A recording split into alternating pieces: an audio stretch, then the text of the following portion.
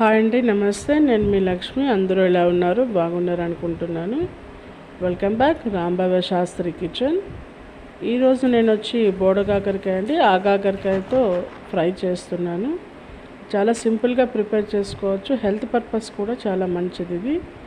ముందుగా ఒక ప్యాన్ తీసుకుని దాంట్లో కాస్త ఆయిల్ వేసి పోపు దినుసులు, ఆవాలు, జీలకర్ర, శనగపప్పు, మినపప్పు, ఒక 2 పచ్చిమిరపకాయలు వేసి బాగా ఫ్రై చేయండి. దాంట్లో ఒక పెద్దపాటి ఉల్లిపాయను కూడా చిన్న చిన్న ముక్కలుగా కట్ చేసి వాటిని కూడా యాడ్ చేసి ఒకసారి బాగా ఫ్రై చేయండి.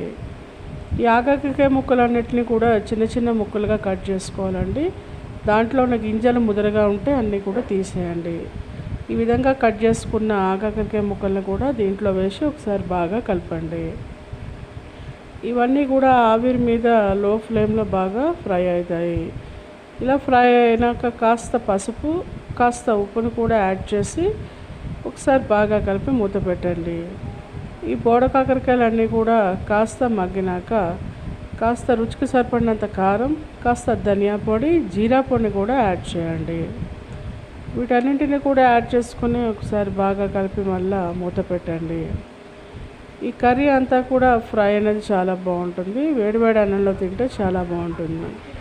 ఈ కర్రీ అంతా ప్రిపేర్ అయ్యాక లాస్ట్లో కాస్త కొత్తిమీర వేసి ఒకసారి బాగా కలపండి.